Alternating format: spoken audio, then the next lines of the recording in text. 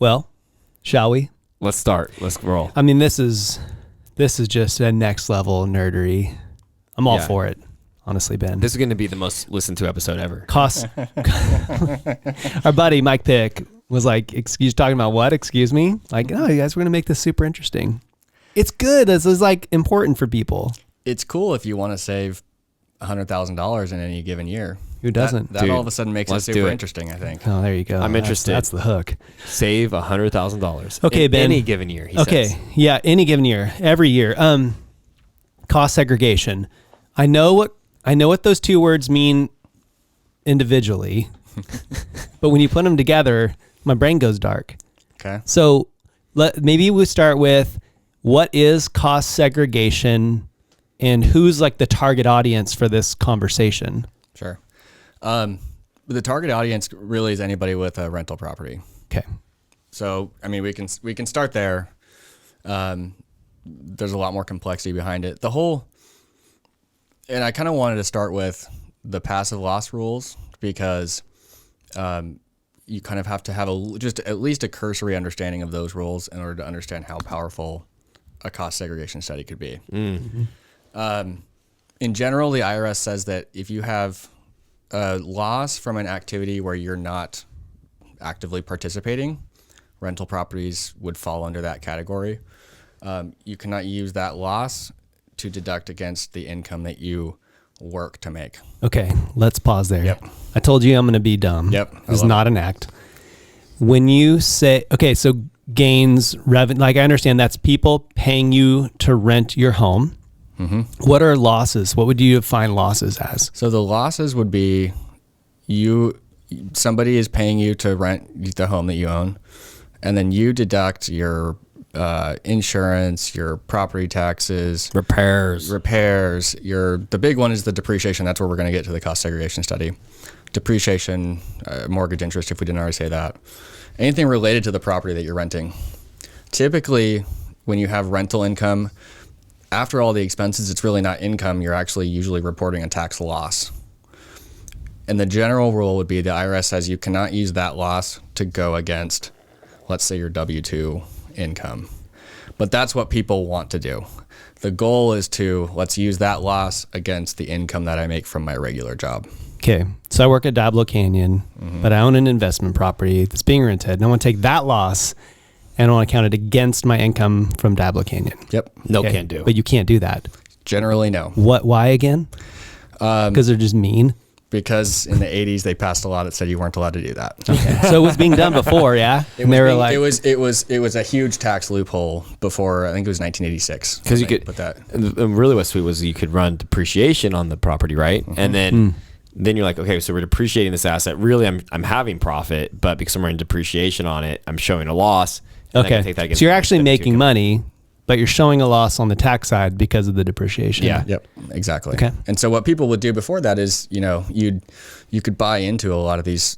There started to be a whole industry that would pop up where you buy into a partnership that was renting real estate, and they would allocate you. You pay like, I don't know, $10,000 or something, and they would allocate you tax losses every year. And you could use that to offset your other income. Well, they passed depreciation and stuff. Yeah, so they passed a whole suite of legislation in the 80s that kind of did away with that and got into all these passive loss rules. Okay, so it's a no-no. So that's a no-no. And those losses let's just say it stops there and you don't do any more planning. Those losses don't go away. You get to carry them forward to future years, but they can only offset other passive income. Okay. So let's say you had one rental property where let's say the basis is super low, so you don't have a lot of depreciation, and there's just not really a lot of repairs, and it actually shows a tax profit. You could use the losses from another property to offset those. It's just the difference between what am I working to make money versus just kind of sitting back and collecting a check. Okay, I'm tracking. We there? Yep. We're there. Okay. Thanks for coming. Thanks for being here.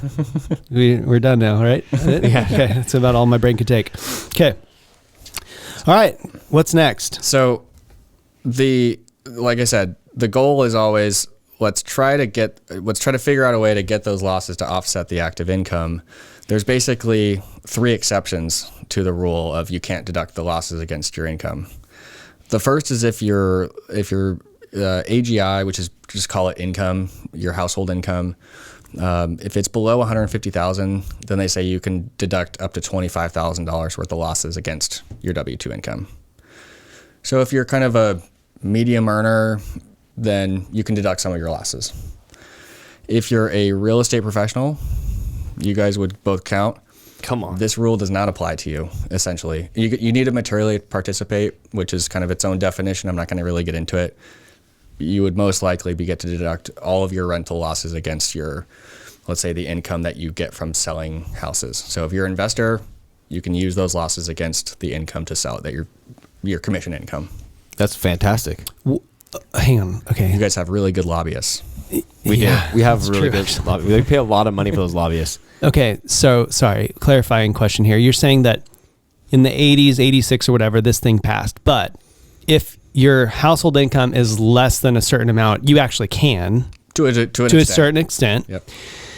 Or if you're in a real estate professional, which includes investors. So what if you work at Diablo Canyon, but you also invest in homes? Like, so it has to be your sole source of income? How does that define? The main, there's like two rules. You have to spend more than 750 hours doing real estate, and also more than half of the personal services, more than half of the work that you do in all. So if you have a full-time job, you're not going to qualify, because that would mean that you're spending as much time doing real estate as you are working at Diablo Canyon. Yeah.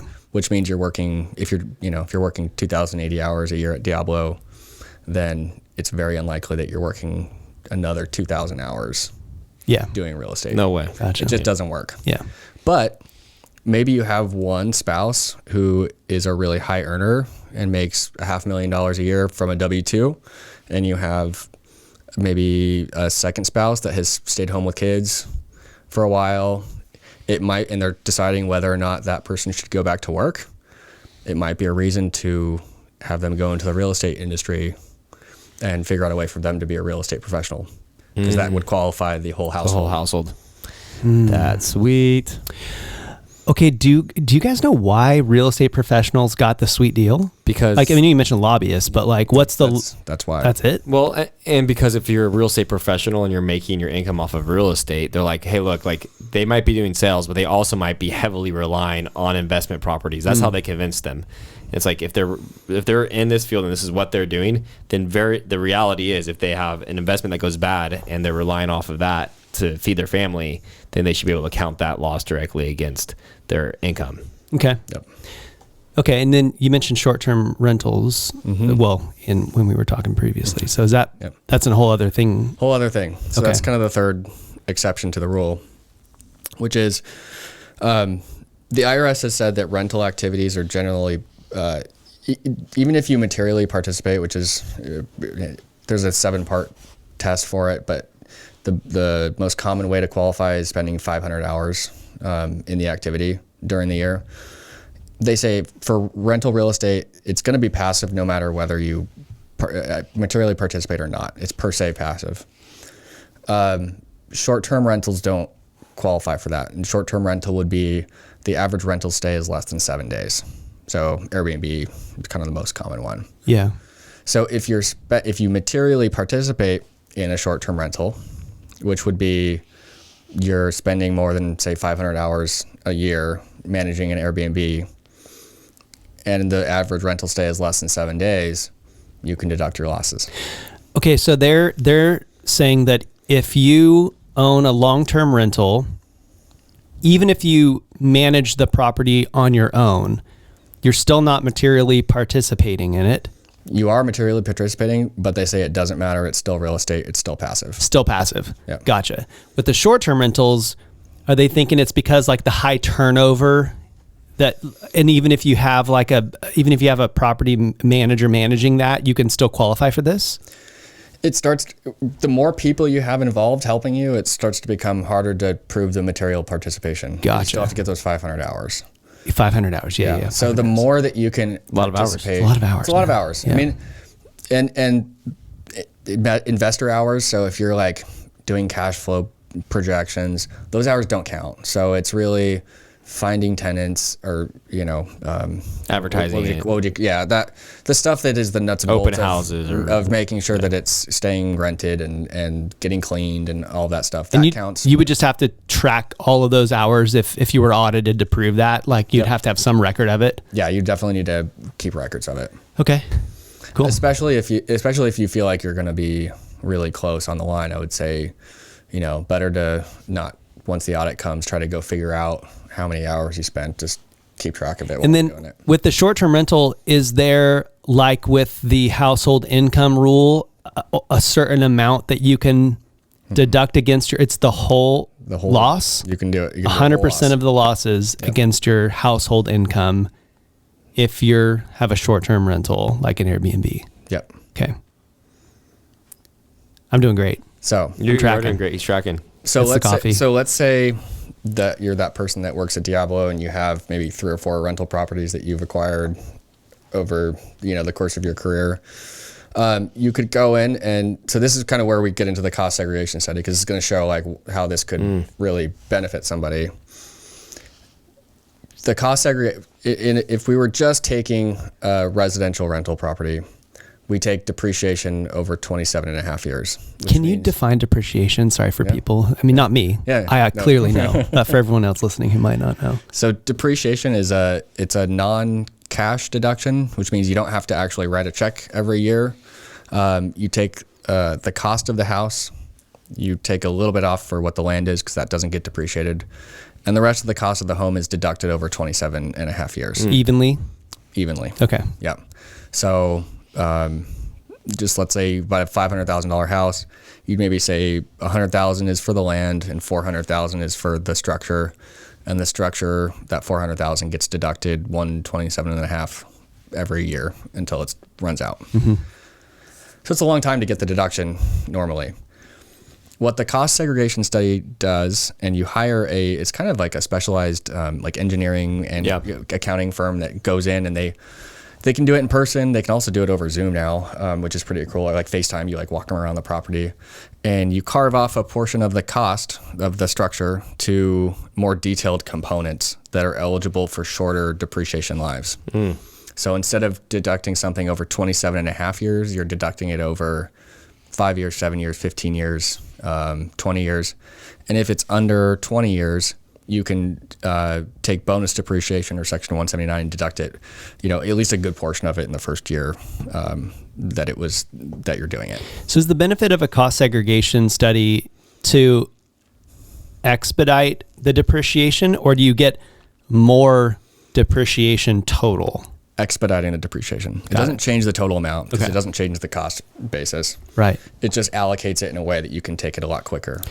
So is this something you'd recommend to like literally anyone who owns an investment property, or how do you determine who would benefit most from it? So that's where the passive loss rules come in. Because if it's just a regular person who owns a rental property, great, you can go do the study and you take a huge depreciation let's say $100,000 depreciation deduction if they were able to get a decent chunk of the cost into that shorter than 20-year class life. Right.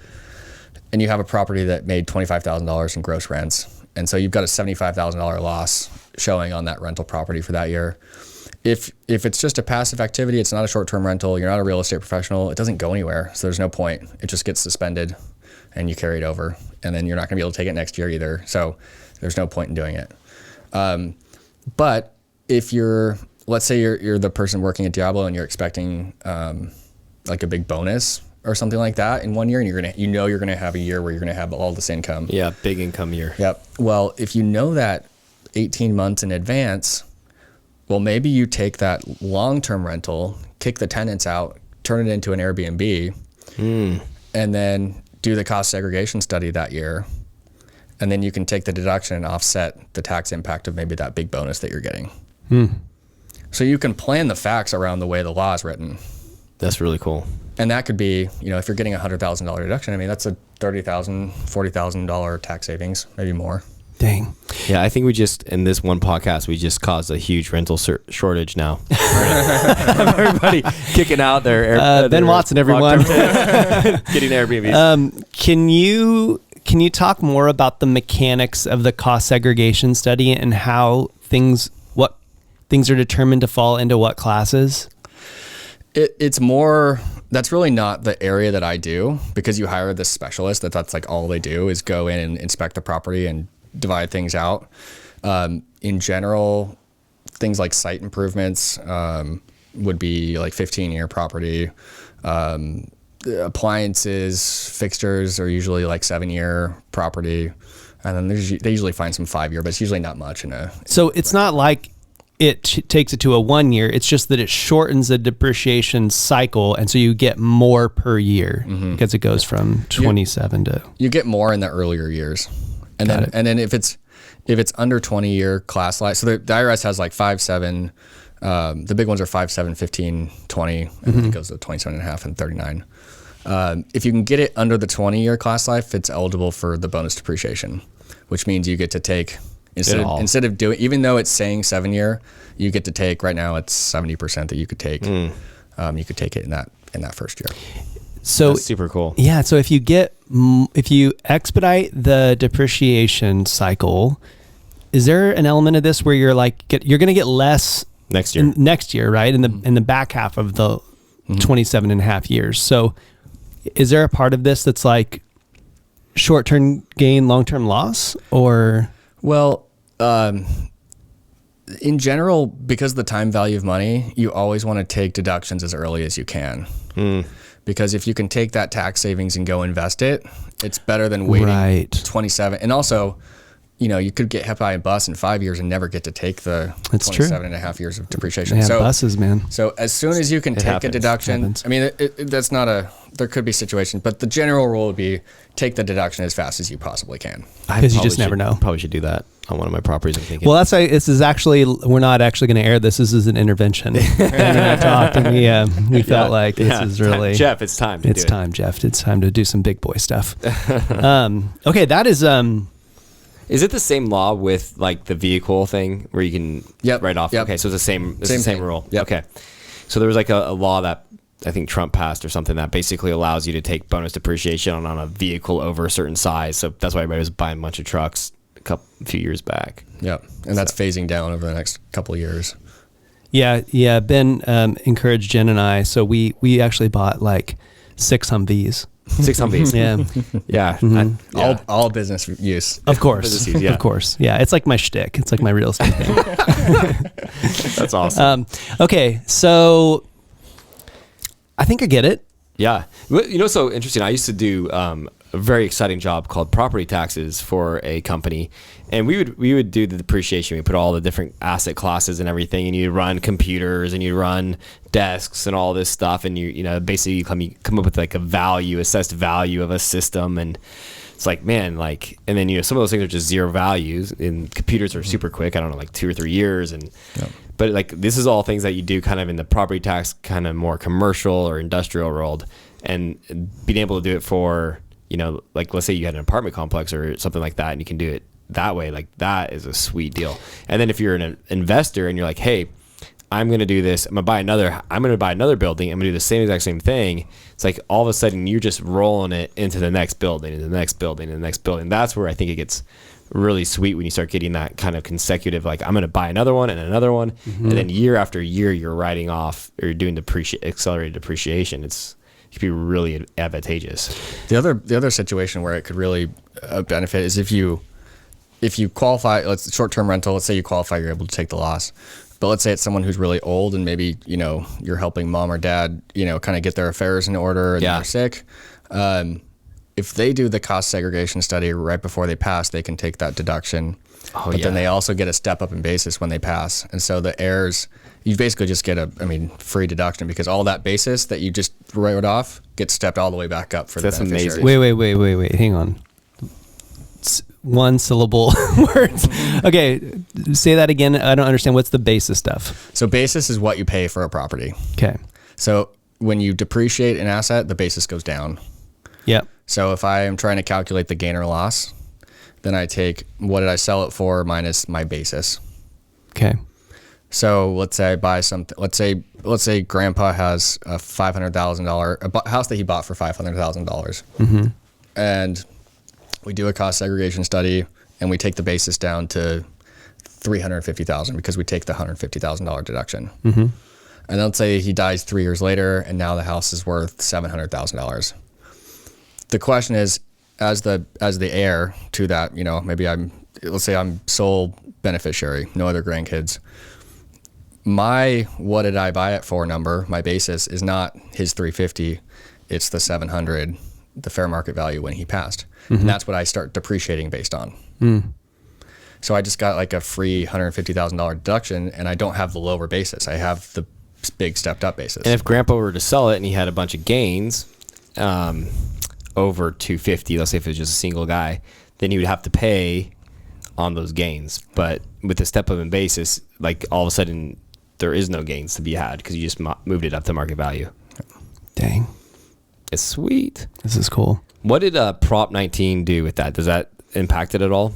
It property tax versus income tax. So just property taxes only. Two different worlds. So with property tax is interesting because now they reassess it, right? Mm-hmm. When someone passes, which kind of sucks. Mm-hmm. So your property taxes go from like, Grandpa was paying like $3,000 a year, and now it could be $15,000, $16,000, based off of the value of the property. Okay, can I unfair question a little bit? I'm trying to still wrap my brain around like, what does this mean for somebody in terms of like dollar savings a year? And I know that let's use the $500,000 house. That's what they bought it for. Mm-hmm. And they decide they want to do this cost segregation study. Like, is there like an average deduction you think they could take in the first year or two? Or is it not that simple? I mean, I typically see they're usually able to get somewhere between like 20 and 30% of the total cost of the structure into that shorter class life. So let's say 400,000. Let's just keep the math simple. Let's say 100,000 gets moved into that bucket of under 20-year class life. Mm-hmm. So $100,000 deduction. If you're, let's say, a high earner and you're you're $500,000 a year, single, 37% bracket. So you're saving $37,000 Fed plus, probably another 13% state, maybe a little bit less than that. So $50,000, and you spend couple thousand to have them do the study, 2,000 or 3,000, and no cash out of your pocket other than paying them to do the study. Yeah. That's a good deal. Yeah. That's so sweet. It's boring. Taxes are boring, but when you start to boil it down into dollars, real dollars. Yeah, it gets exciting when you start talking about those kinds of savings. Yeah. Okay, so let me repeat back what I think I heard, and you tell me where I'm wrong. So this is the cost segregation process is applicable to anyone who owns an investment property, even long-term if they convert it to short-term rentals. Yep. Okay. Or real estate professionals or people with a household income of less than $150K a year. Yeah. And that one probably not as applicable because you're still capped at 25,000 of losses. Gotcha. Okay. So the short-term rental and real estate professionals, those are the big ones. Okay. But if you know that you've got a bonus coming in 18 months or so or whatever, you can convert your long-term to short-term and take advantage of this. That's an advantage. Cost segregation works, and maybe I misheard you, but it works really well for anybody. That doesn't just have to be for the real estate professional. So it's not just those three that we talked about up front. Mm-hmm. It works well for anybody that has a W-2 income because you either roll that depreciation right against the W-2 income. Yeah, unless you've got a long-term rental, right? No, yeah. Yes. If you have the way I understand it is this gets you past those issues. So like, if you had a long-term rental, you would need to convert it to a short-term. To short-term. You would have to, yeah. To do the segregation. Do the segregation. Okay. Or else your loss that you're creating with the segregation gets suspended and you don't get to use it. Yeah. Okay, so that was wrong. So that's why I wanted to lead in with the passive stuff. Because you don't want to if you're just plugging along with your long-term rental that you've had the same tenant for 15 years, it's not going to help you most likely. Okay, never mind. You're right. Travis, so smart. No, I just repeated what he said. That's all I ever do. I just take Ben's words, I regurgitate them, and it makes me sound smart. And then re-say what he said. Okay, so this is cool because whatever. I don't think it's boring. I think it's actually really interesting. But I've never heard this before talking to you about it. So I don't know how many investors, I mean, maybe they know about this. I don't know. What's been your experience when you broach this subject with investors? Do they know about it? The sophisticated ones do. Okay. Yeah. But like a normal, Joe the plumber that has one rental property has never heard of it. Yeah. Most likely. And because you have to kind of jump through a few hoops to make it work for you. Sure. Joe the plumber, we are sorry for using you for that example. yeah, it's not personal. It's just, we're trying to save you tens of thousands of dollars, Joe. Yeah. No, it's really interesting, I think, because I mean, like I said, I just don't know we don't talk about this very often. I don't know anyone who does. I've got friends who've done it and went from having a large, it's easy because we have lots of friends that are real estate professionals, but had a large tax bill and it took it down to zero. Dang. Like, that's pretty sweet. Zero's good. When you're Zero's talking nice. taxes. Zero's very good. Zero's good. Yeah. Especially when you made a lot of money. Especially when you made a lot of money. Totally. Man, everyone needs a Ben. Everybody needs a Ben. Mm-hmm.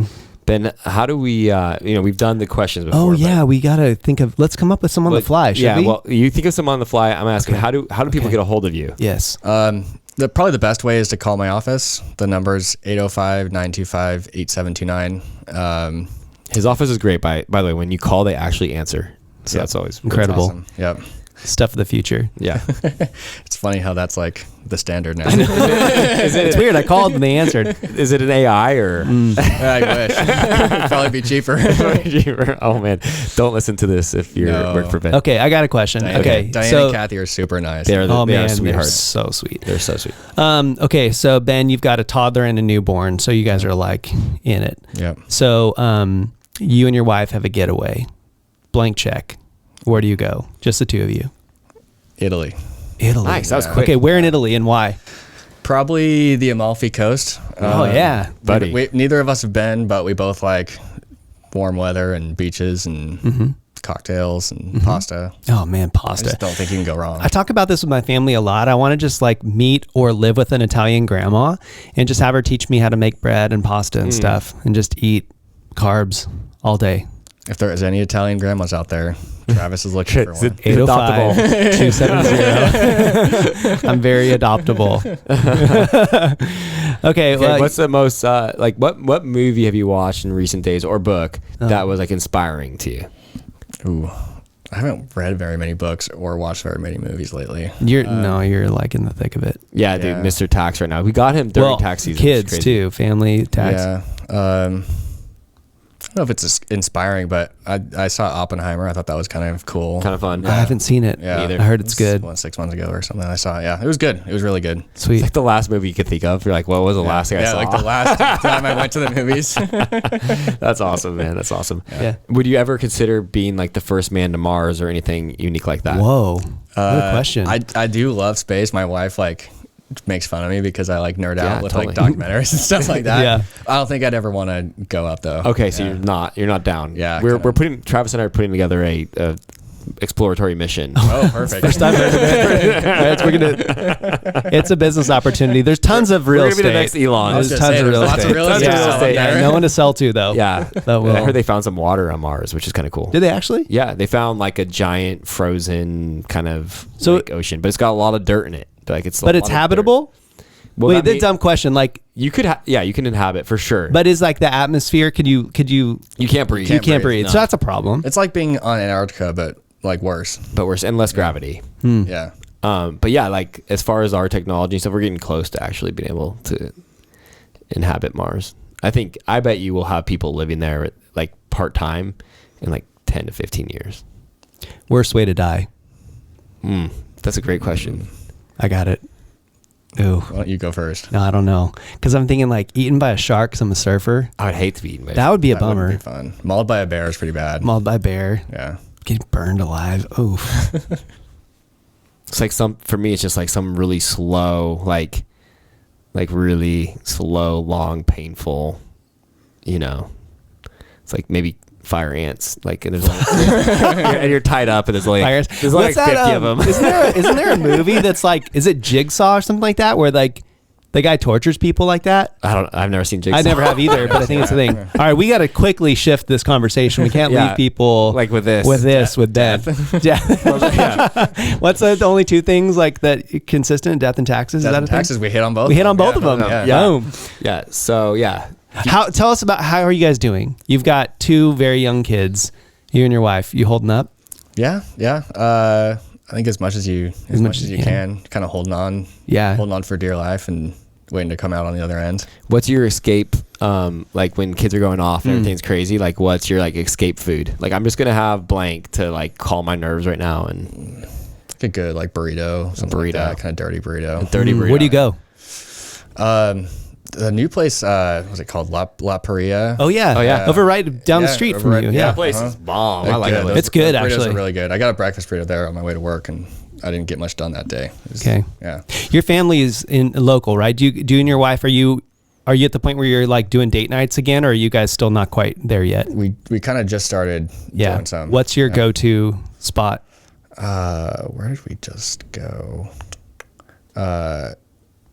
I mean, Giuseppe's is always good. Oh, yeah. We like going to Giuseppe's. La Bodega in Pismo. I don't know if you. Oh, okay. I've been there just once. Yeah. Pretty good. It's actually really good if the wait at Giuseppe's is like 3 hours. Then you just kind of go across the street. La Bodega. Yeah. Yeah. That's awesome. That's actually what we did on Friday night. Yeah. Okay. Well, so you heard it here, folks. If you have tax questions, Friday night, La Bodega, find Ben. Open This mic. is my day night. Oh my gosh.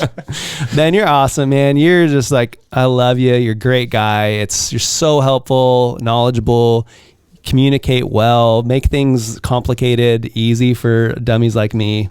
Yeah. You're the man. Thanks you guys for having me. This is fun. Thanks for being on. Of course, dude. Thanks.